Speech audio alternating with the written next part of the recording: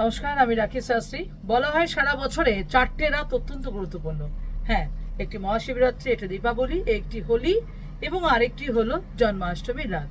এই 4টি রাতেই অনেক কিছু করা যায়। যারা তন্ত্র সাধনা করেন বা যারা মায়ের সাধনা করেন কিংবা মহাদেবের সাধনা করেন কিংবা তন্ত্র সাধনা করেন, যারা যে কোনো সাধনাই করেন না কেন, তাদের কাছে কিন্তু এই 4টে রাত অত্যন্ত গুরুত্বপূর্ণ এবং এই 4টে রাতে কিন্তু অনেক কিছুই চাইলে সিদ্ধ করা যায়।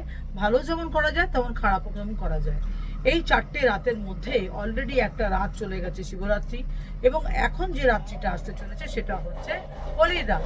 তো এই হোলির রাতে আপনি হোলিকা দহন মানে হোলির রাতে আগে দিনকে কি করতে পারেন, নিজের ওপর থেকে বা নিজের বাচ্চার ওপর থেকে বা নিজের পরিবারের ওপর থেকে যদি আপনি কোনো রকমের সমস্যা আছে বলে মনে হচ্ছে বা কোনো রকমের নজর লেগেছে বা আর্থিক কোনো আনাটান হচ্ছে, তাহলে পরে 7টা লবঙ্গ নেবেন। 7টা, অল্প একটু হলুদ সরষ নেবেন, 7টা বাতাসা নেবেন, সাদা বাতাসাও নিতে পারেন বা গুড়ের বাতাসাও নিতে পারেন। নিয়ে সেটাকে হাতের মধ্যে ধরবেন।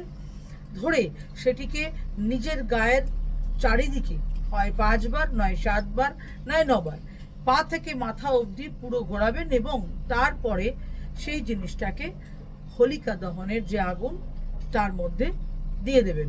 এতে আপনার শরীরের মধ্যে যা নেগেটিভিটি আছে বা আপনার বাচ্চার মধ্যে যে নেগেটিভিটিগুলো আসছে সেগুলোকে আপনি দহন করতে পারবেন এবং দহন করা যায়। এই উপায়টি দিয়ে যদি আপনি করতে পারেন তাহলে নিজেকে দেখবেন অনেকটা হালকা লাগছে। নমস্কার।